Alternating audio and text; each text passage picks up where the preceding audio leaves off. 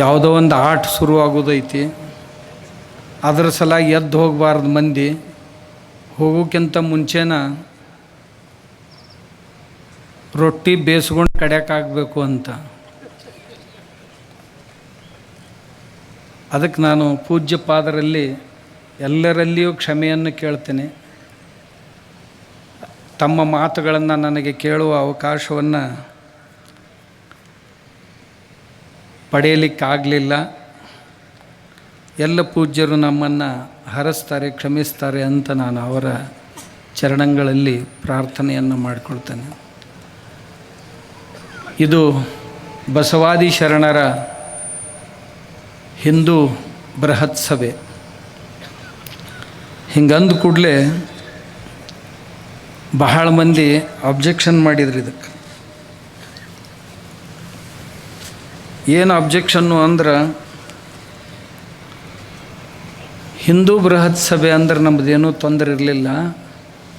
ಆದರೆ ಬಸವಾದಿ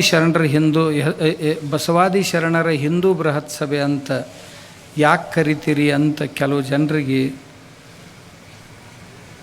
ಹೊಟ್ಟೆಯೊಳಗೆ ಖಾರ ಕಲಿಸಿದಂಗೆ ಆತು. ಅಂದ್ರೆ ಬಸವಾದಿ ಶರಣರು ಅವ್ರ ಹೆಸರು ಹೇಳಾಕ ನಾವು ಅಷ್ಟ ಗುತ್ತಿಗೆ ಹಿಡ್ದೀವಿ, ನೀವು ಯಾಕೆ ಅದನ್ನು ತೊಗೊಳಕ್ಕೆ ಹತ್ತೀರಿ ಅಂತ ಅವ್ರದ್ದು ಅಭಿಪ್ರಾಯ ಇರ್ಬೋದು ಅಂತ ನನಗನ್ನಿಸ್ತೈತೆ. ನಮ್ಮ ದೇಶದಾಗ ಏನು ದುರ್ದೈವ ಏನೋ, ಕೆಲವು ಮಂದಿ ಗುತ್ತಿಗೆ ಹಿಡ್ಯಾಕೆ ಶುರು ಮಾಡ್ಯಾರ, ಪೇಟೆಂಟ್ ಮಾಡ್ಕೊಳಕ್ಕೆ ಶುರು ಮಾಡ್ಯಾರ. ಅದು ಎಷ್ಟರ ಮಟ್ಟಿಗೆ ಯೋಗ್ಯ ನನಗೂ ಗೊತ್ತಿಲ್ಲ, ತಮಗೂ ಗೊತ್ತೈತೋ ಇಲ್ಲೋ. ಮಹಾಪುರುಷರಂತ ಏನು ಅದಾರಲ್ಲ, ಅವರಿಗೆ ಯಾವ ಸೀಮೆಗಳು ಇರೋದಿಲ್ಲ. ಮಹಾಪುರುಷರು ನಿಸ್ಸೀಮರವರು. ಅವರನ್ನು ಯಾವ ಚೌಕಟ್ಟಿನಲ್ಲಿಯೂ ಸಹಿತ ನಾವು ನಿಜವಾಗಿಯೂ ನೋಡಿದರೂ ಕೂಡಿಸಬಾರ್ದು.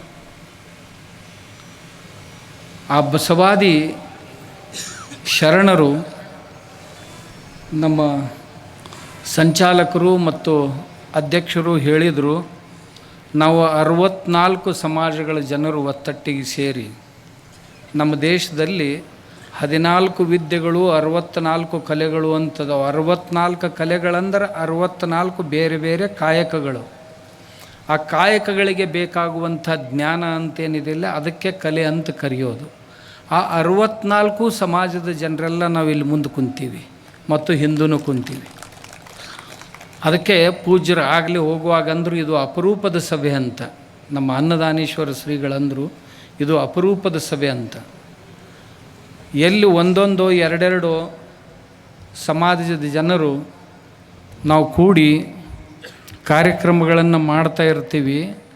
ಅಂಥದ್ರೊಳಗೆ ಇಲ್ಲಿ 64 ಸಮಾಜಗಳ ಜನರು, ನಾ ಹೇಳೇನ್ರಿ ನಿಮಗೆ, ನಾ ಮೊನ್ನೆ ಒಂದು ಮಾತು ಹೇಳಿದೆ, ಎಲ್ಲೇ ಒಂದೇ ಮನೆಯವರು ಕೂಡೋದ್ರಾಗ ಒಬ್ಬ ಕಾಲು ಹಿಡಿದು ಜಗ್ಗಿರ್ತಾನೆ, ಒಬ್ಬ ಮುಂದಕ್ಕೆ ನುಗ್ಗಿಸಿರ್ತಾನೆ. 64 ಸಮಾಜದ ಜನ ಸೇರಿ ಕಾರ್ಯಕ್ರಮ ಮಾಡೋದಂದ್ರೆ ಇದೇನು ಸುಮ್ಮನೆ ಕೇಳೋಕ್ಕಷ್ಟ ಚಂದ ಆಕೈತಿ, ಮಾಡೋದಷ್ಟು ಸುಲಭಲ್ಲ. ಅದನ್ನು ತಾವು ಗದಗಿನವರು ಮಾಡಿ ಇಡೀ ರಾಜ್ಯಕ್ಕೆ ಅಲ್ಲ ದೇಶಕ್ಕೆ ಆದರ್ಶ ಮಾಡಿ ತೋರಿಸಿದ್ದೀರಿ. ಇದನ್ನು ವಿರೋಧಿ ಮಾಡಲಿಕ್ಕೆ ಕೆಲವು ಜನರು ಬಂದಿದ್ದರು. ಆವಾಗ ಈ ಎಲ್ಲ ಸಮಾಜದ ಜನರು ಯಾವ ಸಮಾಜದವನ್ನು ನಾವು ಬೆಂಬಲಿಸಬೇಕು, ಎಲ್ಲರೂ ಕೂಡಿ ಮಾಡಬೇಕು ಅಂತ ಮಾಡುವ ಹೊತ್ತಿನಾಗ ಬಸವಣ್ಣವ್ರು ಏನು ಮಾಡಿದ್ರು, ಈ ಎಲ್ಲರನ್ನೂ ಸಹಿತ ಒತ್ತಟ್ಟಿಗೆ ಕೂಡಿಸಿದ್ರು. ಬಸವಣ್ಣವರು ಕೂಡಿಸಿ ಇವರೆಲ್ಲ ನಮ್ಮವರು ಅಂತ ಅಂದಿದ್ರು. ಆದರೆ ಅದೇ ಬಸವಣ್ಣನ ಹೆಸರು ಹೇಳಿಕೊಂಡು ಇವ್ರು ನಮ್ಮವರಲ್ಲ, ಇವ್ರು ನಮ್ಮವರಲ್ಲ, ವೀರಶೈವರು ನಮ್ಮವರಲ್ಲ, ಇವ್ರು ನಮ್ಮವರಲ್ಲ, ಅವ್ರು ಹಿಂದೂಗಳು ನಮ್ಮವರಲ್ಲ, ವೇದ ಓದೋರು ನಮ್ಮವರಲ್ಲ, ಗುಡ್ಯಾಗ ಹೋಗೋರು ನಮ್ಮವರಲ್ಲ, ಮನ್ಯಾಗ ಜಗಲಿ ಮ್ಯಾಗ ಪೂಜಾ ಮಾಡೋರು ನಮ್ಮವರಲ್ಲ, ಆಮೇಲೆ ಈ ಕಂದಾಚಾರಗಳನ್ನು ಆಚರಿಸುವವ್ರು ನಮ್ಮವರಲ್ಲ, ಅವ್ರು ನಮ್ಮವರಲ್ಲ, ಅವ್ರು ನಮ್ಮವರಲ್ಲ, ಇನ್ನು ಎಷ್ಟರ ಜಾತಿ ಮತ್ತು ಧರ್ಮಗಳನ್ನು ಒಡಿಬೇಕು ಅಂತ ಇವ್ರ ಇಚ್ಛೆ ಐತಿ. ಈ ಅತೃಪ್ತ ಆತ್ಮಗಳು ಎಷ್ಟು ಒಡೆದ್ರರ ತೃಪ್ತ ಆಗ್ತಾವೋ ನನಗೆ ಅದೇ ಗೊತ್ತಾಗೋಲ್ಲ. ಈ ದೇಶ ಕಟ್ಟಕ್ಕೆ ಪ್ರಯತ್ನ ಮಾಡಬೇಕು, ಕೂಡ್ಸಕ್ಕೆ ಪ್ರಯತ್ನ ಮಾಡಬೇಕು ಹೊರತು ಒಡೆಯೋದಕ್ಕೆ ಯಾರೂ ಪ್ರಯತ್ನ ಮಾಡಬಾರ್ದು. ಆದ್ರೆ ಇದನ್ನು ಒಡಿಲಿಕ್ಕೆ ಕೆಲವು ಜನ ಪ್ರಯತ್ನ ಮಾಡಿದರು. ಅವ್ರು ನಿನ್ನೊಂದು ಕಾರ್ಯಕ್ರಮನೂ ಮಾಡಿದ್ರಂತಿಲ್ಲಿ ಕೂಲಿ ಮಂದಿ ಕರ್ಕೊಂಡು ಬಂದು ಕಾರ್ಯಕ್ರಮ ಮಾಡಿದರು. ಬಸವಣ್ಣವ್ರು ಹೇಳಿದರು, ತಾನುಂಬ ಊಟವ ತನ್ನ ಸತಿ ಕೂಟವ ಮತ್ತು ತನ್ನ ಪೂಜೆಯನ್ನು ತನ್ನ ಭಕ್ತಿಯನ್ನು ಕೂಲಿಯವ್ರನ್ನ ಕರ್ಕೊಂಡು ಬಂದು ಮಾಡಿಸಿದ್ರೆ ಫಲ ಸಿಗುವುದಿಲ್ಲ ಅಂತ ಬಸವಣ್ಣವ್ರು ಹೇಳಿದ್ದಾರೆ. ನಾ ಹೇಳೋದಿಲ್ಲ. ನೀವು ಮನ್ರೇಗಾದನ್ನು ಕೂರ್ಮಿ ಕಾರ್ಮಿಕರನ್ನು ಕರ್ಕೊಂಡು ಬಂದು ಇದನ್ನು ಮಾಡೋಕ್ಕೆ ಹೋದ್ರೆ ಆಗೋ ಮಾತೂ ಅಲ್ಲ.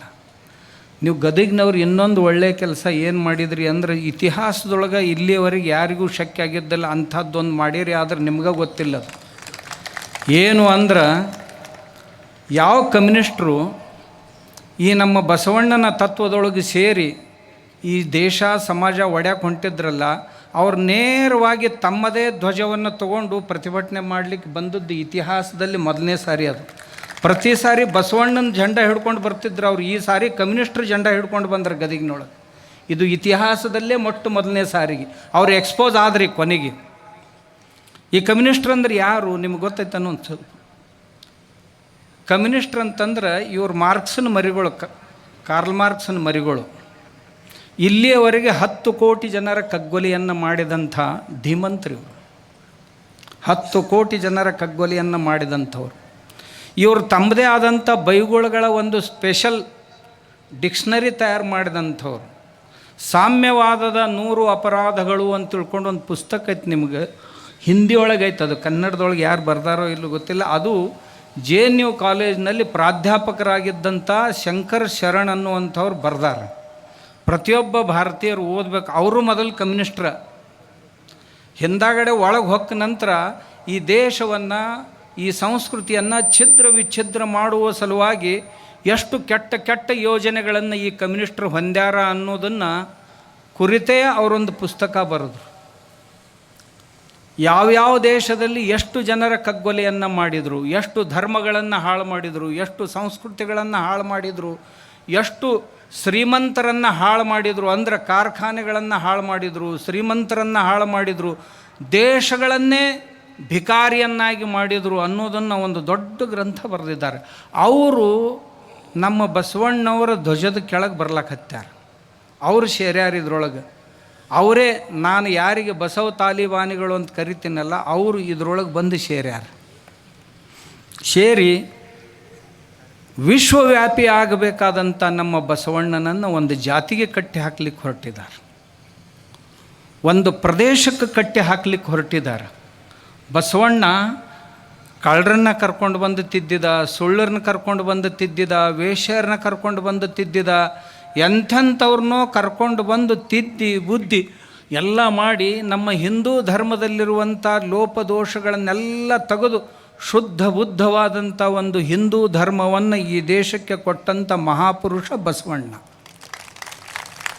ಆದರೆ ಆ ಬಸವಣ್ಣನ ಹೆಸರು ಹೇಳ್ಕೊಂಡು ಮತ್ತೊಂದು ಸಾರಿ ಈ ದೇಶದ ಸಂಸ್ಕೃತಿಯನ್ನು ಹಾಳು ಮಾಡಲಿಕ್ಕೆ ಹೊರಟಂಥವ್ರು ಏನದಾರಲ್ಲ, ಅವರಿಂದ ನಾವು ಜಾಗೃತರಾಗಿರಬೇಕು ಅಂತ ಹೇಳುವ ಸಲುವಾಗಿ ಈ ಸಮಾವೇಶವನ್ನು ಹಮ್ಮಿಕೊಳ್ಳಲಾಗಿದೆ. ಯಾಕೆ ಅಂದರೆ, ಒಂದು ಕಡೆ ನಾನು ಯಾವಾಗಲೂ ಹೇಳ್ತಿರ್ತೀನಿ ಇದೇ ಮಾತನ್ನು. 800 ವರ್ಷಗಳ ಹಿಂದೆ ಬಸವಣ್ಣ ಲಿಂಗಾಯತ ಆದ ಅಂತ ಹೇಳುವಾಗ ಸಮಗಾರ ಹರಳಯ್ಯ, ಮಡಿವಾಳ ಮಾಚಯ್ಯ, ಹಡಪದಪ್ಪಣ್ಣ ಇಂಥ ಮಹಾಪುರುಷರು ಏನದಾರಲ್ಲ, 800 ವರ್ಷ ಆದರೂ ಏನೋ ಅವರು ಸಮಗಾರ ಹರಳಯ್ಯನ ಅದಾರಲ್ಲ, ಅವ್ರ್ಯಾಕೆ ಬಸವಣ್ಣ ಆಗಲಿಲ್ಲ ಅಂತ ನಮ್ಮ ಈ ವೇದಿಕೆಯ ಕಳಕಳಿ. ಯಾಕಂದರೆ 800 ವರ್ಷಗಳಲ್ಲಿ ಅವರನ್ನು ಯಾರನ್ನಾರ ನಾವು ಒಪ್ಕೊಂಡಿದ್ದೀವಿ ಅಂದ್ರೆ ಅವ್ರ ಮನೆಯೊಳಗೆ ಅವ್ರ ಮನೆಗೂಡ ನಾವು ವ್ಯವಹಾರ ಮಾಡ್ಕೊಂಡಿದ್ದೀವಿ ಅಂತಂದ್ರೆ ಬಹುತೇಕ ಈ ಸಮಾರಂಭ ಮಾಡೋ ಅವಶ್ಯಕತೆ ಬರ್ತಿತ್ತೋ ಇಲ್ಲೋ ಅಂತ ನನಗನ್ಸುತ್ತೆ. ಅದಕ್ಕೆ ನಾವು ಬಹಳ ಜನ ಬಾಯಿಂದ ಮಾತಾಡ್ತೀವಿ, ಕೃತಿಯಲ್ಲಿ ಏನೂ ತರೋದಿಲ್ಲ. ಅಂಥ ಬಾಯಿ ಮಾತುಗರು ಅಂತ ಏನದಾರ ಬಸವಣ್ಣನ ಹೆಸರು ಹೇಳಿ ಬಸವಣ್ಣನವರ ಹೆಸರನ್ನು ಕೆಡಿಸೋಕೆ ಹೊಂಟಾರಲ್ಲ, ಅದಕ್ಕೆ ಅವರ ಮುಖವಾಡವನ್ನು ಒಳಗೆ ಸೂಡೋ ಸೆಕ್ಯುಲರಿಸಮ್, ಒಳಗೆ ಧರ್ಮ ಒಡೆಯುವ ಹುನ್ನಾರ, ದೊಡ್ಡ ದೊಡ್ಡ ಸಮಾಜಗಳನ್ನು ಒಡೆಯುವಂಥ ಹುನ್ನಾರ, ಇವೆಲ್ಲವುಗಳನ್ನು ಒಳಗಿಟ್ಕೊಂಡು ಮೇಲೆ ಬಸವಣ್ಣನ ಮುಖವಾಡವನ್ನು ಹಾಕ್ಕೊಂಡೇನು ತಿರುಗಾಡಕ್ಕೆ ಬಂದಾರಲ್ಲ, ಇವರು ಮುಖವಾಡವನ್ನು ಕಳಿಸುವುದೇ ಈ ಸಮಾರಂಭದ ಮುಖ್ಯ ಉದ್ದೇಶ. ಬಸವಣ್ಣ ನುಡಿಯಲ್ಲಿ ಎಚ್ಚತ್ತು ನಡೆಯಲ್ಲಿ ತಪ್ಪಿದಡೆ ಹಿಡಿದಿರ್ಪ ಲಿಂಗವೂ ಘಟಸರ್ಪವಾಯಿತು ಅಂತ ಅಂದ. ನುಡಿ ನಡೆಗಳು ಒಂದಾಗಿರಬೇಕು ಅಂತ. ಆದರೆ ಇವತ್ತಿನ ದಿವಸ ಬಸವಣ್ಣನ ಹೆಸರು ಹೇಳ್ಕೊಂಡು ಹೊಟ್ಟೆ ತುಂಬಿಸ್ಕೊಳ್ಳೋಕೆ ಹೊಂಟು ಜನ ಏನದಾರ, ಆಡುವುದೊಂದು ಮಾಡುವುದೊಂದು. ಅವರ ಆಡುವಿಕೆ ಒಂದು ಬೇರೆ, ಮಾಡುವಿಕೆ ಒಂದು ಬೇರೆ ಅಂತ ಅನ್ನೋದನ್ನು ತಮಗೆ ತಿಳಿಸ್ಕೊಡೋದಕ್ಕಾಗಿಯೇ ಈ ಸಮಾವೇಶದ ಆಯೋಜನೆ. ಮತ್ಯಾವ ಉದ್ದೇಶನೂ ಇಲ್ಲ. ನನಗೀಗ ಬಂದ ಕೂಡಲೇ ನಮ್ಮ ಅನ್ನದಾನೇಶ್ವರ ಶ್ರೀಗಳು ಕೇಳಿದರು, ಗದಗಿನಲ್ಲಿ ಈ ಕಾರ್ಯಕ್ರಮ ಯಾಕೆ ಹಮ್ಮಿಕೊಂಡಿರಿ ಅಂತ ಕೇಳಿದರು. ನಾನು ಪೂಜ್ಯರಿಗೆ ಹೇಳಿದೆ, ಗದಗಿನ ಜನರು ಬಂದರ್ರಿ ಮಾಡೋಣಂದ್ರು, ಅದಕ್ಕೆ ಹಮ್ಮಿಕೊಂಡಿವಿ ಅಂದೆ. ಯಾಕೆ ಹಮ್ಮಿಕೊಂಡಾರ ಅನ್ನೋದನ್ನು ತಮಗೆ ಹೇಳ್ಬೇಕಂತ ತಿಳ್ಕೊಂಡು ನನಗೆ ಈಗ ಅನಿಸ್ತು. ಎರಡನೇದಾಗಿ, ಬಸವಣ್ಣನ ತತ್ವವನ್ನು ತುಂಬ ಜನ ಹೇಳ್ತೀವಿ, ಅದನ್ನು ಆಚರಣೆಯಲ್ಲಿ ತರೋದಕ್ಕಾಗಿ ಪ್ರಯತ್ನ ಮಾಡೋಣ ಅಂತ ಹೇಳೋದಕ್ಕಾಗಿಯೇ ನಾವು ಈ ಸಭೆಯನ್ನು ಆಯೋಜನೆ ಮಾಡಿದ್ದು. ಆಮೇಲೆ ಹಿಂದೂ ಧರ್ಮವನ್ನು ಛಿದ್ರಗೊಳಿಸಲು ಹೊರಟಿರುವಂಥ ಈ ಕ್ಷುದ್ರ ಶಕ್ತಿಗಳಂತೇನಿವೆ, ಇವುಗಳ ಶಕ್ತಿಯನ್ನು ಕ್ಷೀಣಗೊಳಿಸುವುದಕ್ಕಾಗಿ ಇಂಥ ಧರ್ಮಸಭೆಗಳು ಆಯೋಜನೆಗೊಳ್ಳುವುದು ಅತ್ಯಂತ ಅವಶ್ಯಕ ಅನ್ನುವ ದೃಷ್ಟಿಯಿಂದ ಈ ಸಭೆಯ ಆಯೋಜನೆಯಾಗಿದೆ. ನಾವು ಎಲ್ಲರೂ ಸಹಿತ, ಚಾಣಕ್ಯ ಒಂದು ಮಾತು ಹೇಳ್ತಿದ್ದ, ದೇಶ ಕೆಟ್ಟವರಿಂದ ಹಾಳಾಗಿಲ್ಲ, ಆದರೆ ಸಜ್ಜನರ ಮೌನ ಮತ್ತು ಸಜ್ಜನರ ನಿಷ್ಕ್ರಿಯತೆಯಿಂದ ದೇಶ ಹಾಳಾಗುತ್ತೆ.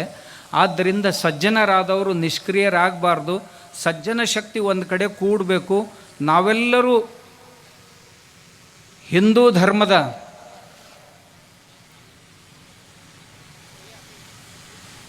ಅಡಿಪಾಯ ಹಾಕುವಂಥವರು ಅಂತ ನಮ್ಮಲ್ಲಿ ಆ ಸ್ಪಿರಿಟ್ ಮೂಡಬೇಕು. ನಾವು ಹಿಂದೂಗಳು ಅಂತ ಅನಿಸ್ಕೊಳ್ಳೋದಕ್ಕೆ ನಾಚಿಕೆ ಪಡುವಂಥ ಸಂಗತಿ ಬರಬಾರ್ದು ಅನ್ನುವ ದೃಷ್ಟಿಯಿಂದ ಆ ಸ್ವಾಭಿಮಾನವನ್ನು ಮೂಡಿಸುವುದಕ್ಕಾಗಿ.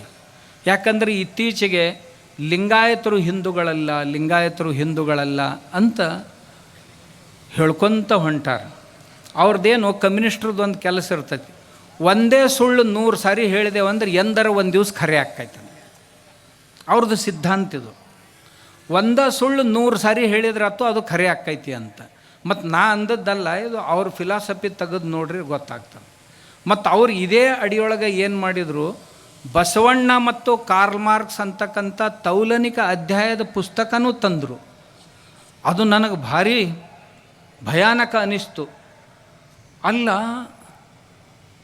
ಆಕಳ ಕದ್ದುಕೊಂಡು ಹೋಗೋವರಿಗೆ ಕರಾನು ಒಯ್ದು ಕೊಟ್ಟು ಬಾ ಅಂತ ಹೇಳುವಂಥ ದಯಾಳುವಾದ ಬಸವಣ್ಣ, ಕಳ್ಳ ಬಂದು ಮನೆಯೊಳಗೆ ಕಳ್ಳತನ ಮಾಡುತ್ತಾ ಇರುವಾಗ ಅವಾಗ ತ್ರಾಸಕ್ಕೈತಿ, ಬಿಚ್ಚು ಕೊಡು ಅಂತ ತಿಳ್ಕೊಂಡು ಹೆಂಡತಿಗೆ ತನ್ನ ಸರಗಳನ್ನೇ ಕೊಡಿಸುವಂಥ ದಯಾಳು ಬಸವಣ್ಣ, ಆ ಬಸವಣ್ಣನ ಕಾರ್ಮಾರ್ಕ್ಸನಿಗೆ ಹೋಲಿಸ್ಲಿಕ್ಕೆ ಹೊರಟ್ರಲ್ಪ. ಬಸವಣ್ಣ ನೀನು ಏನಾರ ಮಾಡಿ ಒಯ್ದಿಡೋರು ಅದಾರ ಇವರು. ನನಗೊಬ್ಬರು ಸ್ವಾಮಿಗಳು ಅಂದರು, ನೀವು ಆ ಬಾಂಸೇಫದ ಅಧ್ಯಕ್ಷದಾನ ಅರವಿಂದ್ ಮೇಶ್ರಾಮ್ ಅಂತ, ಅವನ ಭಾಷಣ ಕೇಳ್ಬೇಕು ನೀವು ಬದಲಾಕಿರಿ ಅಂತ ನನಗೊಬ್ಬರು ಸ್ವಾಮಿಗಳು ಅಂದರು. ನಾ ಸ್ವಾಮಿಗಳಿಗೆ ಅಂದೆ, ಗುರುಗಳ ಅಂಥ ಭಾಷಣಗಳನ್ನ ಭಾಳ ಕೇಳೀನಿ, ನಾ ಏನೋ ಬದಲಾಗಿಲ್ಲ, ನೀವು ಹೆಂಗೆ ಬದಲಾದ್ರಿ ಅಂತ ಕೇಳಿದ್ನಿ ನಾನು. ಅವು ಕುಂಡಿಲ್ದು ಗಿಂಡಿ ಎಕಡೆ ಬೇಕು ಆ ಕಡೆ ಹೊಳಿತಿರ್ತಾವೆ, ಅದಕ್ಕೇನು ಮಾಡೋಕ್ಕಾಗ್ತೈತೆ. ಅವಕ್ಕೆ ತಳನ ಇರೋದಿಲ್ಲ, ಎಕಡೆ ಎಕಡೆ ತೂಕು ಬೀಳ್ತೈತೆ ಆ ಕಡೆ ಹೊಳ್ಳಿ ಬಿಡ್ತಾವೆ. ಈ ಕಡೆ ಬೆತ್ತಂದ್ರೆ ಈ ಕಡೆ ಹೊಳಿತಾವೆ, ಈ ಕಡೆ ಬೆತ್ತಂದ್ರೆ ಈ ಕಡೆ. ಅವಕ್ಕೇನು ಮಾಡೋಕ್ಕಾಕೈತಿ, ಏನೂ ಮಾಡೋಕ್ಕಾಗೋದಿಲ್ಲ. ಆದ್ರೆ ನಮ್ಮ ದೇಶ, ನಮ್ಮ ದೇವರು, ನಮ್ಮ ಧರ್ಮ, ನಮ್ಮ ಮನೆ ದೇವ್ರು ಅದಾವು, ನಮ್ಮ ಇಷ್ಟ ದೇವ್ರು ಅದಾವು, ನಮ್ಮ ಕುಲದೇವ್ರು ಅದಾವು, ನಮ್ಮ ಊರೊಳಗೆ ಗ್ರಾಮ ದೇವತೆಗಳದಾವು. ಇವೆಲ್ಲವುಗಳನ್ನು ನಿಭಾಯಿಸ್ಕೊಂಡು ಸಾವಿರ ವರ್ಷಗಳಿಂದ ನಮ್ಮ ಸಮಾಜ ಒಕ್ಕಟ್ಟಾಗಿ ಬಾಳ್ತಾ ಬಂದಿದೆ. ಇಂಥ ಒಗ್ಗಟ್ಟಾದ ಸಮಾಜವನ್ನು ಒಡೆಯಲಿಕ್ಕೆ ಯಾರೇ ಬಂದರೂ ಸಹಿತ ತಡೆಯೋದಕ್ಕೆ ನಾವೆಲ್ಲರೂ ಸದಾಕಾಲ ಸಿದ್ಧರಾಗಿರಬೇಕು ಅನ್ನೋದನ್ನು ತಿಳಿಸೋದಕ್ಕಾಗಿಯೇ ಈ ಸಭೆ ಅಂತ. ಅವರು ಯಾವಾಗಾರ ತಮಗೆ ಬುದ್ಧಿಭ್ರಮೆ ಮಾಡ್ತಿರ್ತಾರೆ. ಎಂಥ ಬುದ್ಧಿಭ್ರಮೆ ಅಂತಂದ್ರೆ, ಬಸವಣ್ಣವ್ರ ಹೆಸರು ಹೇಳಿಕೊಂಡು ವೇದಕ್ಕೆ ಒರೆಯ ಕಟ್ಟುವೆ, ಶಾಸ್ತ್ರಕ್ಕೆ ನಿಗಳನಿಕ್ಕುವೆ, ತರ್ಕದ ಬೆನ್ನ ಬಾರನೆತ್ತುವೆ, ಆಗಮದ ಮೂಗ ಕೊಯ್ವೆ, ನೋಡಯ್ಯ ಮಹಾದಾನಿ ಕೂಡಲ ಸಂಗಮದೇವ ಮಾದರ ಚೆನ್ನಯ್ಯನ ಮಗ ನಾನು ಅಂತ ಒಂದು ವಚನ ಹೇಳಿ ಬಸವಣ್ಣವರು ವೇದಗಳನ್ನು ತಿರಸ್ಕರಿಸಿದರು, ಶಾಸ್ತ್ರಗಳನ್ನು ತಿರಸ್ಕರಿಸಿದರು, ತರ್ಕವನ್ನು ತಿರಸ್ಕರಿಸಿದರು, ಆಗಮಗಳನ್ನು ತಿರಸ್ಕರಿಸಿದರು ಅಂಥೇಳಿ ಈ ದೇಶದ ಧರ್ಮದ ಮೂಲವನ್ನೇ ಧ್ವಸ್ತಗೊಳಿಸಬೇಕು ಅಂತ ಅವರ ಹುನ್ನಾರ. ಬಸವಣ್ಣವ್ರು ಎಂದಾದರೂ ಹೀಗೆ ಮಾಡಲಿಕ್ಕೆ ಸಾಧ್ಯನು ಅಂತ. ಯಾಕೆ ಸಾಧ್ಯ ಇಲ್ಲ? ಬಸವಣ್ಣವರು ವಚನಗಳಲ್ಲಿ ಈಗ ನೀವು ನಮ್ಮ ಇವರು ಉಪಾಧ್ಯಾಯವರು ಮತ್ತು ಶಿವಕುಮಾರ್ ಅವರು ಬರೆದಂಥ 2 ಗ್ರಂಥಗಳ ಪ್ರಕಾಶನವನ್ನು ನೋಡಿದ್ರಿ. ಆ ಗ್ರಂಥಗಳಲ್ಲಿ ಏನು ಪ್ರಯತ್ನ ಮಾಡ್ಯಾರ ಅಂದ್ರೆ, ನಮ್ಮ ಶರಣರ ವಚನಗಳು 23,000 ವಚನಗಳು ಇವತ್ತಿನ ದಿವಸ ಇನ್ನೂ ಅದಾವು. ಸುಮಾರು 700 ಜನ ಶರಣರು, 23,000 ವಚನಗಳು ಅದಾವು. ಅವುಗಳನ್ನು ಅಧ್ಯಯನ ಮಾಡಿ ಅದರೊಳಗೆ ವೇದಗಳನ್ನು ಪ್ರತಿಪಾದಿಸಿದಂಥ, ಪುರಾಣಗಳನ್ನು ಪ್ರತಿಪಾದಿಸಿದಂಥ, ಆಗಮಗಳನ್ನು ಪ್ರತಿಪಾದಿಸಿದಂಥ, ಶಾಸ್ತ್ರಗಳನ್ನು ಪಾದಿಸಿದಂಥ, ಆಮೇಲೆ ಇವರು ಯಾವುದ್ಯಾವುದು ಮೂಢನಂಬಿಕೆ ಅಂತ ಹೇಳ್ತಾರಲ್ಲ ಅಂಥ ಎಲ್ಲ ವಿಷಯಗಳನ್ನು ಸಹಿತ, ಮತ್ತು ಈ ಶಿವ ಅಂದರೆ ಈ ಶಿವ ಅಲ್ಲ, ಶರಣರ ಶಿವನೇ ಬೇರಾಗಿದ್ದ ಅಂತ ಅದನ್ನು ಹೇಳ್ಕೊಂತ ಅಡ್ಡಾಡ್ತಾರೆ. ಈ ಪಾರ್ವತಿ ಪರಮೇಶ್ವರ ಅಂತದನ್ನಲ್ಲ, ಈ ಶಿವ ನಮ್ಮ ಶರಣರ ಶಿವ ಅಲ್ಲ, ನಮ್ಮ ಶರಣರ ಶಿವನ ಒಬ್ಬ ಬೇರೆ ಇದ್ದ ಅಂತ ಹೇಳ್ಕೊಂತ ಅಡ್ಡಾಡ್ತಾರೆ. ಅದಕ್ಕೆ ಆ ಗ್ರಂಥಗಳನ್ನು ತಾವು ನೋಡಬೇಕು. ಒಂದು ಸಾರಿ ಹೋಗಾಗ ತೊಗೊಂಡು ಹೋಗ್ರಿ, ಇಲ್ಲಿ ಎಲ್ಲರ ಸಿಕ್ಕು ಅಂತಂದ್ರೆ ಅಲ್ಲಿ ಮಾರಾಟಕ್ಕೆ ಇಟ್ಟಿರ್ತಾರೆ. ಅಂದ್ರೆ ನಿಮ್ಮ ಮನಸ್ಸಿನ ಸಂಶಯಗಳು ದೂರ ಆಗ್ತಾವೆ. ಶರಣರು ಯಾವ ರೀತಿ ಪ್ರತಿಪಾದನೆ, 4 ವೇದ, 6 ಶಾಸ್ತ್ರ, 18 ಪುರಾಣ, 28 ದಿವ್ಯಾಗಮಗಳು ಇವು ಯಾಕೆ ನಿರ್ಮಾಣ ಮಾಡಿದಿರಿ ಸ್ವಾಮಿ? ದಯದಿಂದ ಕರುಣಿಪದು. ಒಬ್ಬ ಶರಣರು ಹೇಳ್ತಾರೆ ಇದನ್ನು. ಕೇಳೈ ಮಗನೇ, ಹರಿಸುರ ಬ್ರಹ್ಮಾದಿಗಳು, ದೇವದಾನವ ಮಾನವರುಗಳು, 88 ಕೋಟಿ ಮುನಿಗಳು ಇವರೆಲ್ಲರೂ ಮನವ ನಿಲ್ಲಿಸಿಹೆವೆಂದು ಭಿನ್ನಹ ಮಾಡಿಕೊಳ್ಳಲು ಶಿವನು ಸರ್ವ ಶ್ರುತಿ ಸ್ಮೃತಿ ಶಾಸ್ತ್ರಗಳನ್ನು ನಿರ್ಮಾಣ ಮಾಡಿದನು.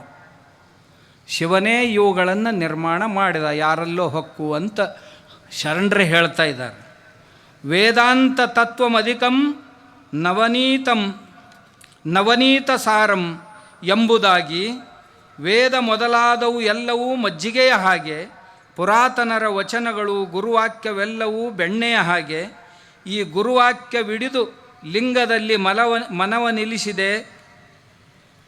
ನಿಲ್ಲಿಸಿದಡೆ ಸರ್ವಶಾಸ್ತ್ರವೇಕೆ? ಮನವು ಲಿಂಗದಲ್ಲಿ ನಿಲ್ಲದಿರ್ದೊಡೆ ಏನು ಮಾಡಿದರೂ ನಿಷ್ಫಲ. ಇದನ್ನು ಜ್ಞಾನಿಗಳು ತಿಳಿದು ಗುರುಕಾರುಣ್ಯ ಕೃಪೆಯಿಂದ ತಿಳಿದು ಲಿಂಗದಲ್ಲಿ ಬೆರೆದು ಲಿಂಗವೇ ತಾನಾಗಿ ಜ್ಯೋತಿಯ ಕೂಡಿದಂತೆ ನಿಜಲಿಂಗೈಕ್ಯವಾದರು ಎಂದಾತ ನಮ್ಮ ಶಾಂತ ಕೂಡಲ ಸಂಗಮ ದೇವ. ಶರಣರೇ ಹೇಳಿದಂಥ ಮಾತು. ಇದನ್ನು ಇವನು ಯಾಕೆ ಬರೆದ್ರಪ್ಪ? ವೇದಗಳನ್ನು 4 ಋಗ್ವೇದ, ಯಜುರ್ವೇದ, ಸಾಮವೇದ, ಅಥರ್ವವೇದ, ಆಮೇಲೆ 28 ಆಗಮಗಳು, 6 ಶಾಸ್ತ್ರಗಳು, ಸಾಂಖ್ಯಶಾಸ್ತ್ರ, ಯೋಗಶಾಸ್ತ್ರ, ವೈಶೇಷಿಕ ಶಾಸ್ತ್ರ, ನ್ಯಾಯಶಾಸ್ತ್ರ, ಪೂರ್ವಮೀಮಾಂಸೆ, ಉತ್ತರ ಮೀಮಾಂಸೆ ಅಂತಕ್ಕಂಥ ಶಾಸ್ತ್ರಗಳು, ಆಮೇಲೆ 18 ಪುರಾಣಗಳು. ಇವನ್ನೆಲ್ಲ ಯಾಕೆ ನಿರ್ಮಾಣ ಮಾಡಿದರು ಅಂದ್ರೆ, ಮನಸ್ಸನ್ನು ನಿಲ್ಲಿಸಿ, ಮನಸ್ಸನ್ನು ಅಂತರ್ಮುಖಗೊಳಿಸಿ ಆತ್ಮನನ್ನು ಕಾಣುವುದಕ್ಕಾಗಿ ಮಾಡಿದ್ರು. ಅದನ್ನು ಭಗವಂತನೇ ಮಾಡಿಸಿದ ಅಂತ ಹೇಳಿ, ಶಿವನೇ ಇದನ್ನು ಮಾಡಿಸ್ಯಾನ ಅಂತ ಶಿವನನ್ನು ಪುರಸ್ಕರಿಸಿದ್ದಾರೆ. ಇದನ್ನು ಬಿಟ್ಟು ಇನ್ನೇನು ಮಾಡೋರದಿರಪ್ಪ ಅಂತ ಕೇಳ್ಯಾರ. ಇದು ಒಂದೇ ವಚನ ಅಲ್ಲ, ಮತ್ತು ಇನ್ನೂ ಇಂಥವು ಸುಮಾರು ವಚನಗಳದಾವು. ಒಂದೇ ವಸ್ತು ತನ್ನ ಲೀಲೆಯಿಂದ ಪರಮಾತ್ಮ ಜೀವಾತ್ಮವಾಯಿತು. ಪರಮಾತ್ಮನೇ ಲಿಂಗ, ಜೀವಾತ್ಮನೇ ಅಂಗ, ಸಂಗವೇ ಏಕಾತ್ಮ, ತತ್ಪದವೇ ಪರಮಾತ್ಮ, ತ್ವಂಪದವೇ ಜೀವಾತ್ಮ ಅಶಿಪದವೇ ತಾದಾತ್ಮ್ಯವಯ್ಯ ಉರಿಲಿಂಗ ಪೆದ್ದಿ ಪ್ರಿಯ ವಿಶ್ವೇಶ್ವರ. ಇದಕ್ಕಿಂತ ಒಳ್ಳೆಯದಾದಂಥ ವೇದಾಂತ ವಾಕ್ಯಗಳನ್ನು ಇನ್ನೇನು ಹೇಳಬೇಕು. ಉರ್ಲಿಂಗ ಪೆದ್ದಿಗಳು ಹೇಳಿದಂಥ ಈ ಮಾತು ಎಷ್ಟು ಸುಂದರವಾಗಿ ಹೇಳಿದ್ದಾರೆ. ಇಬ್ಬರು ಮೂವರು ದೇವರೆಂದು ಉಬ್ಬುಬ್ಬಿ ಮಾತನಾಡಬೇಡ, ದೇವನೊಬ್ಬನೇ ಕಾಣಿರೋ, ಇಬ್ಬರೆಂಬುದ ಹುಸಿ ನೋಡ.